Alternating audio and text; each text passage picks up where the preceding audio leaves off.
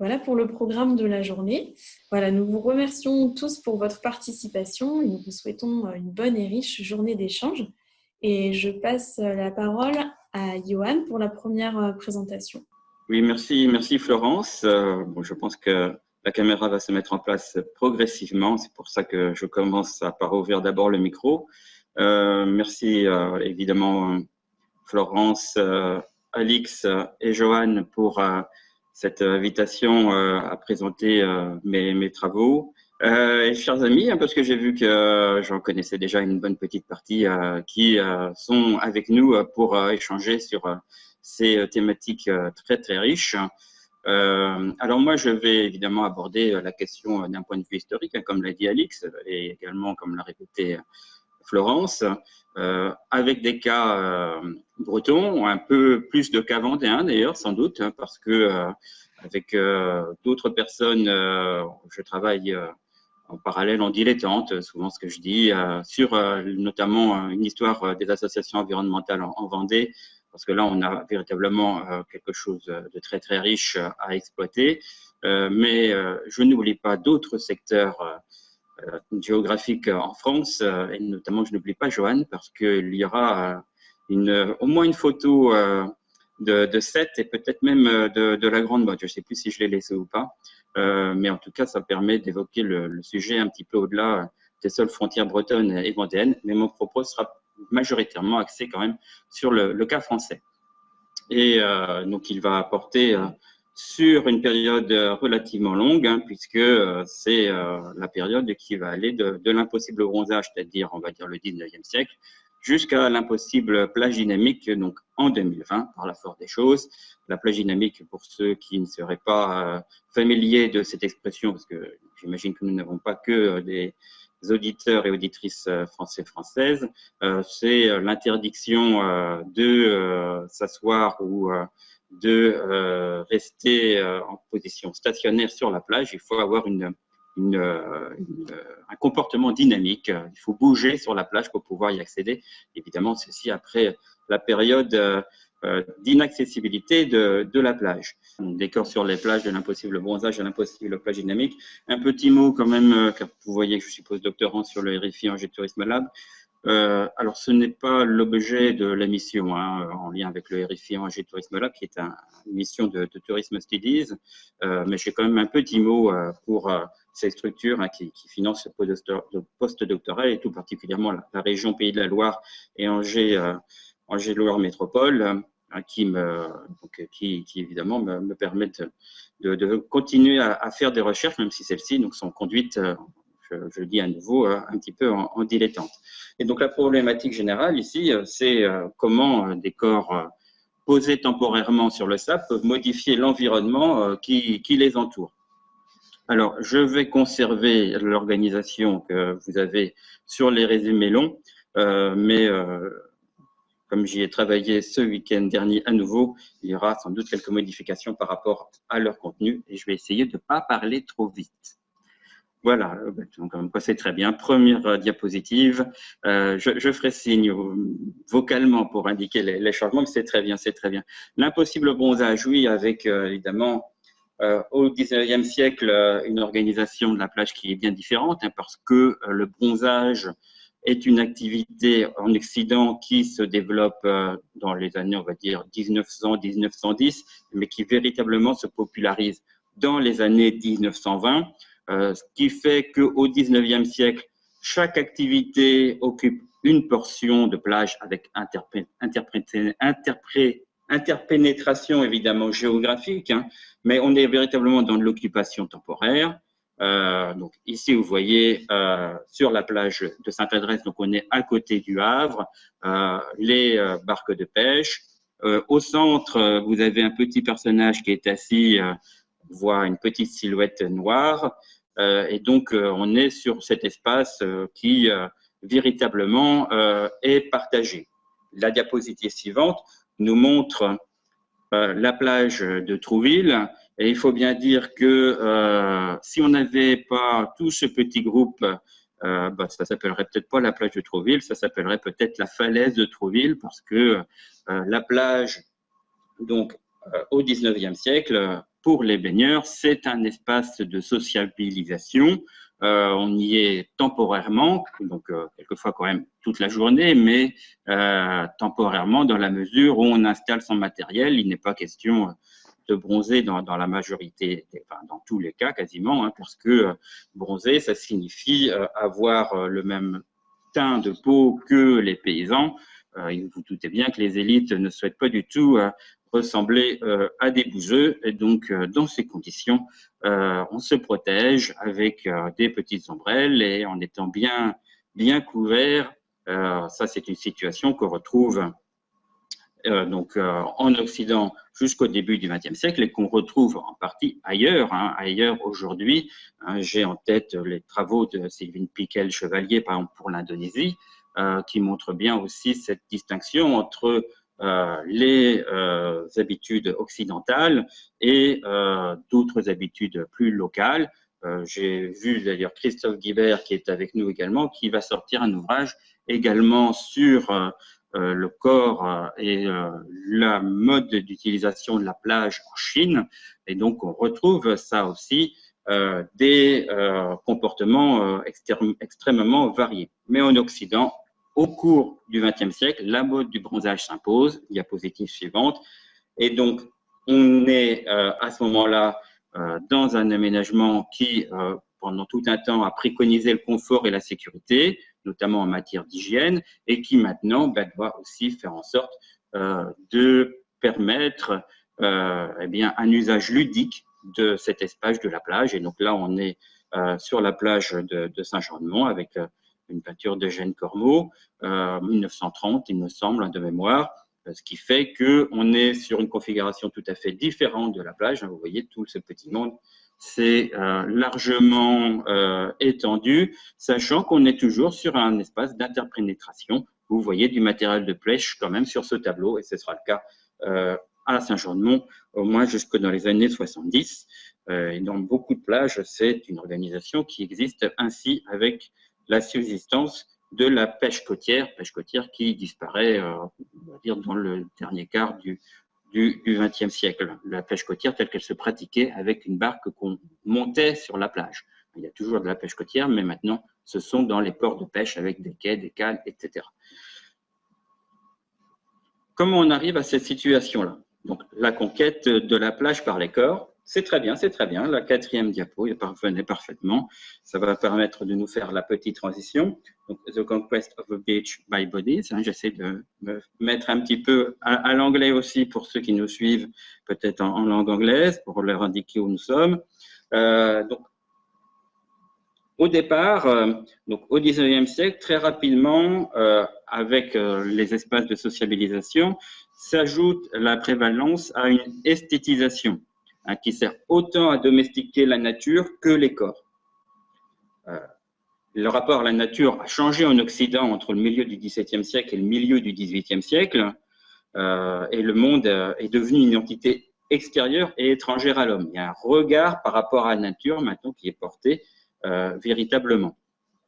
Donc, on a justement tout ce travail sur la communication à la nature, avec, vous voyez ici, tout cet développement du vert, on va dire, avec la forêt, avec la plage que l'on voit, qui est, vous remarquerez, immaculée, même dans les rochers. On a du mal à voir le goémon ou le varech. Et donc, on est véritablement sur cette idée que l'esthétique de la nature a une très grande importance. Et ceci en lien notamment avec le développement des jardins au XVIIIe et au XIXe siècle. La diapositive suivante va nous servir sans doute. Voilà. Ce qui attire le visiteur, ce n'est pas la nature, mais l'usage maîtrisé de cette nature. Alors, c'est progressif. Ici, vous avez des vues par rapport à la situation à Préfaille, la source de Piroir, qui est très fréquentée au XVIIIe siècle. Je vous disais que c'est très progressif. Quand la petite communauté du village de Piroir, donc dans l'ouest de la France, on est ici dans la région de Nantes, souhaite attirer des baigneurs, c'est-à-dire des touristes qui se baignent en plus grand nombre, et ceci en 1850, l'autorité préfectorale, donc la parole de l'État, rechigne à le faire.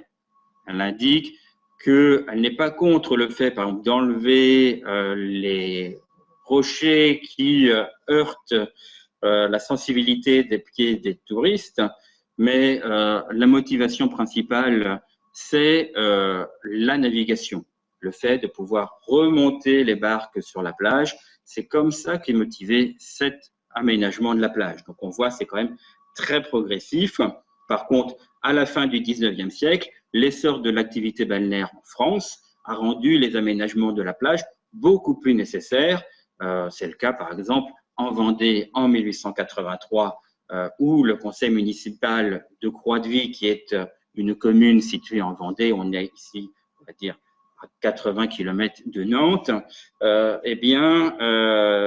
conseil municipal croit de son devoir, je le cite, de faciliter à tous ceux qui viennent là chercher la joie et la santé le moyen d'y parvenir commodément et sans danger. Et le danger à l'époque, ce sont les têtes de rocher qui, là encore, risquent de blesser les touristes. Et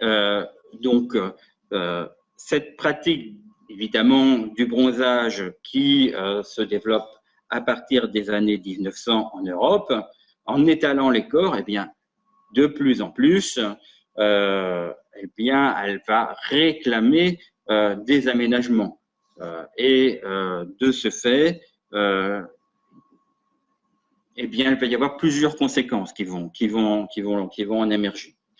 Tout d'abord, pour des raisons de sécurité, c'est souvent comme ça que ça va être présenté, il faut nettoyer les plages et ses abords des autres activités. Alors, nettoyer, le mot peut vous paraître un petit peu fort, mais on pourrait quasiment le trouver dans la littérature. Je crois qu'Elsa Dolphienne, d'ailleurs, le retrouve dans son ouvrage La ruée vers le sable. Elle l'évoque bien, le fait qu'on parle bien de nettoyage.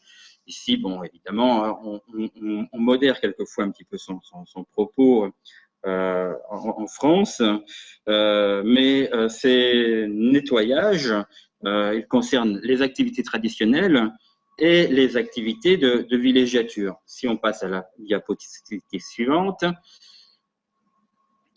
on a toujours évidemment ce petit mélange entre activités balnéaires et activités traditionnelles.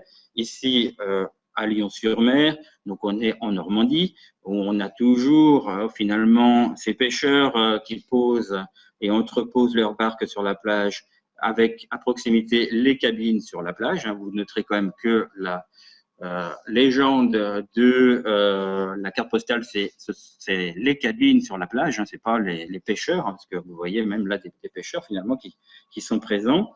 Et donc évidemment, on retrouve cette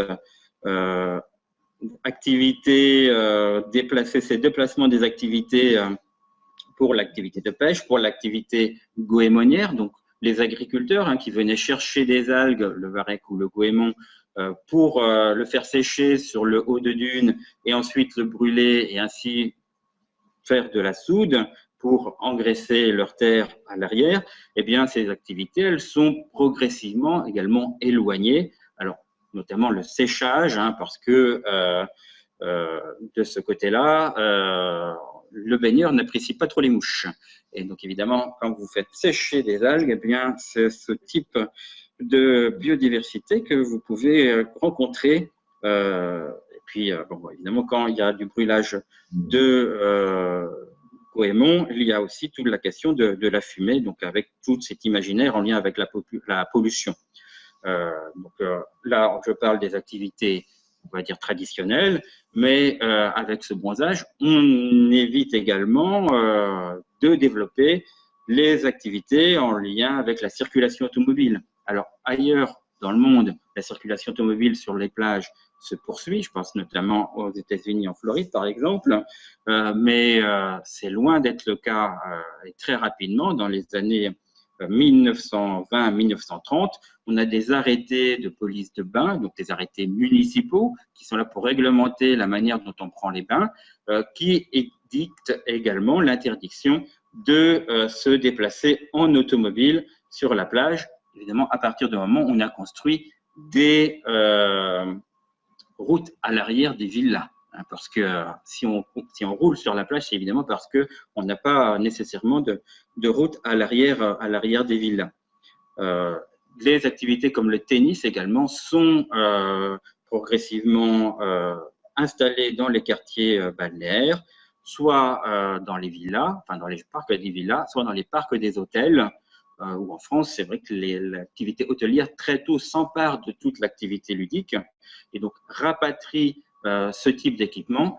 C'est très progressif là aussi, mais une ville comme Royan, par exemple, n'a pas de cours de tennis dans les années 1900 et donc son club s'entraîne et fait des compétitions sur la plage. Ensuite, il y aura toujours des compétitions qui pourront se mettre en place sur la plage, mais elles seront véritablement exceptionnelles. Rares sont les stations balnéaires qui ont conservé encore sur leur plage des espaces pour le sport. Bon, il y a quand même Trouville-sur-Mer qui a toujours cette tennis sur la plage. Il y a quelques piscines aussi qui ont été installées à proximité. Et puis, je pense à Palavas-les-Flots qui doit toujours avoir aussi son petit golf, son mini-golf aussi sur l'espace de la plage. Évidemment, donc à ce moment-là, des espaces qui sont extériorisés, on va dire de cette manière-là, par rapport au reste de la plage qui reste donc sous forme sableuse. Il faut également donc spécifier les espaces. Les diapos suivantes, je ne sais plus ce que c'est, donc c'est pour ça que j'ai mis 6, 7, mais pas tout de suite. On va revenir sur Lyon-sur-Mer. Il faut donc spécifier les espaces, donc, ce qui permet théoriquement de pacifier les rapports sociaux. Donc, la plage avec ses sous-espaces, avec les clubs de plage par exemple, et puis des espaces un peu plus informels. On a quelques guerres sur les plages, entre guillemets pour le mot guerre, déjà au XXe siècle, pour savoir qu'on occupe un espace qui est normalement dévolu à un groupe ou à une famille. Donc vous avez quelquefois des petits heurts de ce côté-là. On en trouve en Bretagne, on en a trouvé aussi en Corse à l'occasion de la fièvre française sur le Burkini. La Corse, tout d'un coup, s'était enflammée et on s'est rendu compte qu'en fait, c'était un conflit entre deux groupes de population de touristes qui avaient leurs habitudes sur la plage et qui n'appréciaient pas que l'un des groupes soit trop proche de l'autre. Alors, le haut de plage, lui, est bientôt transformé en remblai promenade. Déjà, on peut penser, oui, c'est déjà le cas ici à Lyon-sur-Mer, on a déjà un remblai sur lequel ont été apposées les cabines de plage. Et donc, ce remblai sert à protéger les villas qui sont derrière, mais aussi et surtout sont un lieu de promenade. Donc, il y a une multiplication des remblais dans les années 1920-1930. On a le cas à La Baule, à Pornichet, ça va être la fin des années 20 sur ce territoire, sachant que ça se poursuit évidemment après. Et puis les quartiers de plage, là aussi, une spécification des espaces avec une organisation qui se met en place, qui peut aller jusqu'à très loin. Pour des questions de vue sur mer, là je renvoie notamment aux aspects à la thèse de Samuel Robert, mais ça nous emmène sur véritablement autre chose. Mais ce nettoyage et cette spécification des espaces posent plusieurs problèmes. Et là, on peut passer à la diapo suivante. D'abord, un nettoyage social et physique des plages implique la prise en charge du nettoyage des facteurs des différents désordres. Et donc, c'est le cas, par exemple, pour le ramassage du goémon. Quand l'agriculteur prenait en charge ce ramassage du goémon, eh bien évidemment, c'était un engrais, c'était quelque chose dont on pouvait faire quelque chose. Quand désormais l'agriculteur, mais il va avoir encore ce rôle pendant plusieurs décennies dans certains endroits, quand l'agriculteur ne s'occupe plus du goémon, c'est désormais un déchet. C'est quelque chose qui gêne Et on a ça notamment sur les plages qu'on dirait fermées, c'est-à-dire des plages où on a construit un remblai en continu et qui fait qu'on n'a plus un accès vers un espace plus naturel. Et donc, ce déchet, il doit être géré par un service de ramassage d'ordures. Et ce ramassage d'ordures, il se met en place très progressivement également. Donc là, vous avez une carte issue de la thèse que j'ai soutenue en 2005, un peu claire d'ailleurs, où on a finalement un ramassage d'ordures très organisé du côté de la Loire-Atlantique, un petit peu moins du côté du Finistère. En 1912, parce qu'on a eu des enquêtes en 1908 et en 1912 sur l'hygiène dans les villes de plus de 5000 habitants ou des villes recevant une population saisonnière. Donc, véritablement, les collectivités sont encouragées pour réfléchir à une meilleure hygiène pour les visiteurs, pour la donner, l'apporter aux visiteurs, et donc le ramassage des ordures et d'une certaine manière le nettoyage de la plage, ça fait partie de tout cela. Et la même chose existe, entre guillemets, pour le cas du costume de bain. Je fais un parallèle assez audacieux, mais il faut avoir en tête que la moralité n'est pas une mince affaire, évidemment, dans les espaces ludiques et en particulier dans les stations balnéaires. Et on a en parallèle de cette mode du bronzage qui se développe, la volonté de sensibiliser les publics à un comportement moral. Alors, n'allez pas croire que c'est de la pudibonderie, etc. La moralité se cache sous des atours quelquefois plus étonnants. Et par exemple, la Société d'hydrologie et de climatologie médicale de Paris prend un vœu en 1935 pour limiter le plus possible les risques en lien avec la mode du bronzage. Alors là, pour des questions médicales, évidemment, mais on va retrouver cette volonté dans les arrêtés municipaux, par exemple à Tréboul ou à Loctudy, où, par exemple, à Loctudy, le garde champêtre dresse quelques contraventions de façon à faire en sorte que certaines femmes aillent se rhabiller, parce que bien souvent, c'est le corps féminin qui pose problème. Ici, c'était un dos découvert qui posait problème en 1935. Et puis, il y a toute la privatisation exclusive des espaces qui doit être jugulée. On retrouve ces questions de privatisation des espaces très tôt, là aussi, au début du XXe siècle. Privatisation qui avait été plutôt encouragée au XIXe siècle, dans la mesure où ça permettait de trouver des propriétaires aux espaces littoraux, qui étaient vus comme, entre guillemets, le territoire du vide, le fameux territoire de vide, titre du livre d'Alain Corbin, même s'il n'était pas vide, évidemment. La privatisation donc, exclusive des espaces au XXe siècle est une critique relativement importante. Et on s'appuie ici sur l'instrumentalisation de la protection de la nature. Je vous rappelle qu'en France, on a des textes de loi qui sont passés en 1906 et en 1913. 1906 pour la protection des sites naturels, 1913 pour la protection des sites culturels. Et dans une ville récréative, les images de la nature servent alors autant à la promotion du site, comme on a vu pour Saint-Brévin-les-Pins, donc station balnéaire à proximité de Nantes et de Saint-Nazaire, qu'à la promotion du site, qu'à la protection du site également. À la protection du site, justement, désormais, on prend conscience que en termes d'usage, parce que là, c'est sur des questions d'usage, il faut moraliser, entre guillemets, les comportements.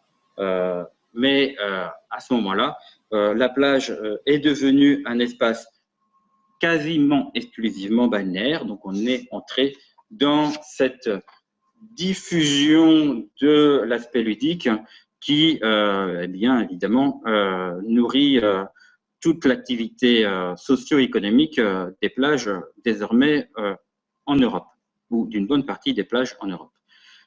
Deuxième point, car il faut que j'aille un peu plus vite, la plage en danger, the beach in danger. Dans les années qui suivent la Seconde Guerre mondiale, les corps sont de plus en plus nombreux sur les plages, mais c'est déjà un petit peu le cas dans les années 1930.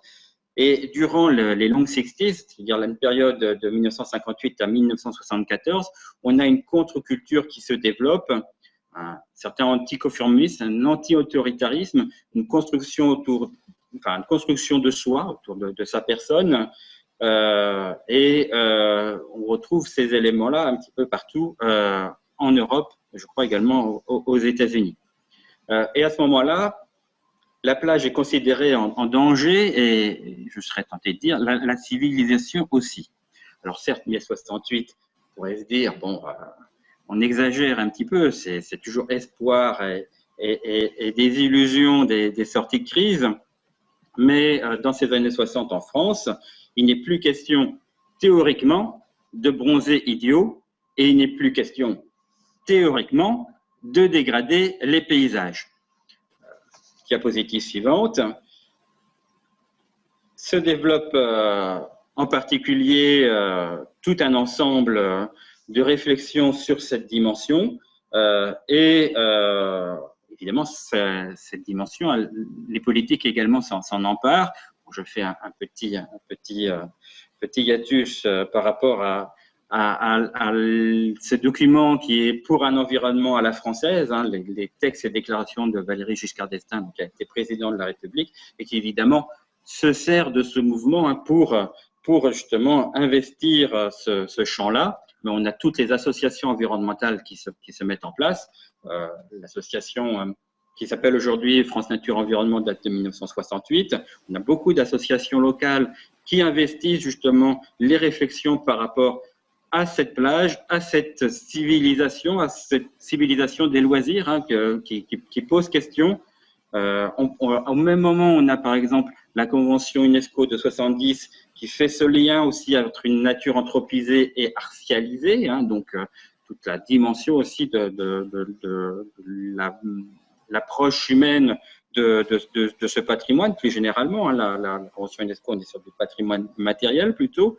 Et se pose donc également l'enjeu de la défense de la nature, c'est-à-dire la défense de la nature des espaces anthropisés. Hein. Jusqu'au paradoxe, hein, certains se posent la question, mais le tourisme de masse ne peut-il pas conduire qu'à la révolte ou qu'à la révolution? Or là, on pourrait pas... celui qui se pose la question en 1972, ce n'est pas un dangereux révolutionnaire de 1968, de mai 1968. Il s'agit de Serge Trigano, qui participe à des réflexions dans le cadre futur de la Tatar, qui dit bien que si on poursuit sur ce qui a été fait dans les années 1950 et 1960, eh bien, personne ou presque n'aura accès à la plage finalement, ou pas à la plage qu'il aime en tout cas. Et dans ce cadre, eh bien, on risque de se trouver plutôt dans une défense du trait de côte qui va ressembler au mur de l'Atlantique. Petit clin d'œil, notamment un article d'Anne-Marie Grimaud, ou à la construction d'une muraille de Chine, un terme qu'on trouve dans un article du Figaro. Sur les diapos suivantes, vous avez notamment beaucoup d'articles de presse sur ces questions de l'érosion côtière parce que, évidemment, les enjeux apparaissent de plus en plus importants. Alors, c'est pas nouveau, hein, on a déjà une grand-messe qui se déroule à Paris en 1925, grand-messe qui se dénomme « Les plages vont-elles disparaître ?» donc avec des exemples à Saint-Gilles-Croix-de-Vie, à Dunkerque, et donc déjà des réflexions. Ce serait d'ailleurs intéressant de retrouver les développements qui ont été faits à cette occasion. Je suis toujours en train de les chercher, mais bon, je ne désespère pas. Et sur la diapo suivante, on a des solutions qui sont proposées en avant-plage. Un petit clin d'œil ici, nous sommes à 7, avec une grosse réflexion sur la construction d'épis ou de tombolos de manière à retenir les plages, ou en tout cas, enfin, retenir le sable, ou en tout cas à éviter que les plages ne démaigrissent pas trop vite. Petit paradoxe ici, donc vous avez des aménagements durs, parce qu'on est sur de l'aménagement dur hein, dans cette période des années 70 et 80 encore, donc, sur une partie de la plage, tandis que le fond de la photo, vous voyez la plage qui se poursuit, eh bien, a connu dans les années, fin des années 2000, je crois peut-être début des années 2010, un recul dans la mesure où on a reculé la route pour la poser contre la voie ferrée. Vous avez un petit train qui passe en plein milieu du Lido, si vous avez de bons yeux, vous pouvez la voir. En se disant, ben, on teste justement cette opération. Ça a été une opération qui a été mise en valeur à cette occasion sur la question du recul des plages. Mais on voit que là, il y a une question justement par rapport à l'avant-plage. Si on passe à la diapositive suivante. Oh, oui, ça peut aller un peu vite sur la grande mode parce que c'est toujours justement cette solution-là. Donc, Yoann, on est sur… Oui. Excuse-moi, juste, on prend encore 5 petites minutes parce que sinon on n'aura plus de temps après pour les questions. Pas de problème, voilà. Pas de problème. Je vais vite. Alors, on ne verra pas toutes les images, mais ce n'est pas très, très grave. Et donc là, on a justement sur ces équipements qui sont pensés aussi de manière paysagère. Hein, c'est pas seulement sur les aspects fonctionnalistes. Si on passe à la diapositive suivante, on a un exemple qui a été promu, diapositive suivante, pour la pêche, donc du côté Saint-Hilaire-d'Uriez, où on a quelqu'un qui a inventé justement la manière de maquiller ce type d'équipement avec des îlots artificiels, avec des bunkers, etc. Diapositive suivante, jusqu'à même imaginer des supports publicitaires avec une sombre, je pense que c'est un peu d'ironie. Acheter Merlin, protéger l'environnement. Guy Merlin est un grand promoteur immobilier de ces années 1970-1980 en Normandie comme en Vendée. Et donc là, il y a, je pense, un petit aspect mordant qui est posé. Et diapositive suivante. Avec la pêche, la question… voilà, Maison Merlin, cage à lapin, tout à fait. La question de la dune ou la digue, hein, donc là, on a l'association de défense de l'environnement en Vendée qui pose la question du côté de Bretignolles pour justement ce type d'aménagement. On voit finalement que la plage ne ressemble plus véritablement à une plage. Donc l'activité balnéaire, quand même, au cours de cette période, conserve une vision utilitariste de la nature. Hein, et diapo suivante, la nature ne doit pas salir le sol, même si évidemment l'estivant reconnaître son propre pollueur. Et donc on a toute l'activité des cribleuses de plage qui se développe. Diapositive suivante. Ici, donc avec la Rolba. Et la Rolba, on est sur la suite de ce document avec la diapositive suivante.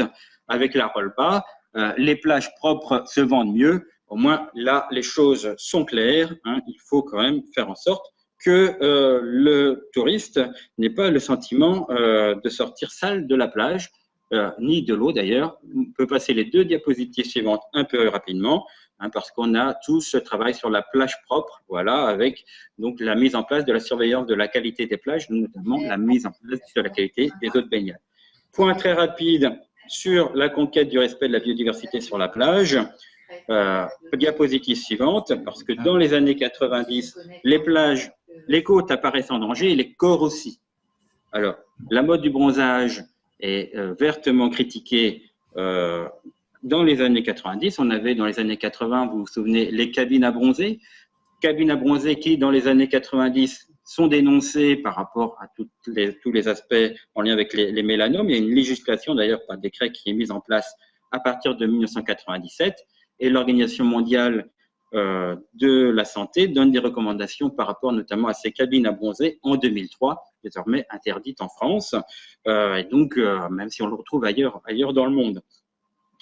Et puis, les côtes donc, apparaissent en danger, et notamment à la suite du naufrage de l'Erika pour la France, parce que les conséquences du nettoyage de la marée noire de l'Erika en 1999 ont pu accélérer la prise de conscience vis-à-vis de la biodiversité en France, non plus dans sa globalité. Donc, vous voyez notamment le gravelots à collier interrompu, mais aussi dans la somme des individualités qui la composent.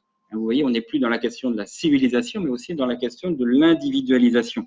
Le naufrage de l'homme au Cocadis en 1978, il avait favorisé la connaissance des écosystèmes marins. Donc, on voit là, il y a véritablement un cheminement. Et quand j'entends Alix parler de nouveau matérialisme, d'approche polycentrée, finalement, si on fait la relation aussi par rapport à la Convention du patrimoine culturel immatériel de 2003, on est toujours dans, là aussi, cette idée de polycentrer les approches et de faire en sorte de trouver de nouveaux arguments, de nouvelles façons de prendre en compte la nature et les espaces qui sont exploités par l'activité balnéaire. Parce que l'activité balnéaire, elle se poursuit, on l'a vu ça en 2020, et ce sera ma petit mot de conclusion assez rapidement, avec la petite dernière diapo, qu'est-ce que c'est après? Oui, donc vous voyez donc, toujours finalement avec ce bulletin du CPNS, qui est une activité, qui est une association environnementale vendéenne, qu'il y a une activité de criblage qui se poursuit sur les plages encore en 2013, malgré des panneaux informatifs mis en place au cours des années 2000. Donc il y a là encore toujours finalement une réflexion qui est nécessaire. La diapositive suivante, en 2020, avec cette plage dynamique, cette difficulté de faire valoir finalement le fait qu'il ne faille pas stationner sur la plage, diapositive suivante, qui fait que certaines personnes, ici à Saint-Jean-de-Mont, ont droit à la visite de la gendarmerie montée, mais à Damgand, par exemple dans le Morbihan, la police municipale se targuait de faire valoir l'ordre à coup de porte-voix et de manière très peu discrète. Et donc, finalement, on est toujours sur ce corps qui doit pouvoir continuer à s'installer sur la plage, donc même quand la plage est dynamique, et ce qui n'empêche pas à côté une communication sur la préservation des espèces, là aussi, entre guillemets, des espaces, entre guillemets, occupés par certaines espèces durant le printemps 2020. Donc, on est sur sans doute un nouveau curseur, une nouvelle approche, un nouvel développement, un nouvel horizon, mais évidemment, il demeure des héritages sociaux, des héritages aussi culturels, des héritages, mais tout simplement physiques, hein, parce que l'aménagement de la plage, elle ne va pas disparaître lorsqu'on a changé d'horizon, ce qui fait que cette prise en compte est de ce point de vue-là particulièrement stimulante si on veut aborder tous les nouveaux enjeux en lien avec les problématiques de risque notamment, du risque naturel, d'élévation du niveau de la mer et des risques, entre guillemets, sociaux de partage des espaces. Donc, je conclus de cette façon-là et j'espère que ça vous a plu. Merci beaucoup. Merci. Merci beaucoup, Johan.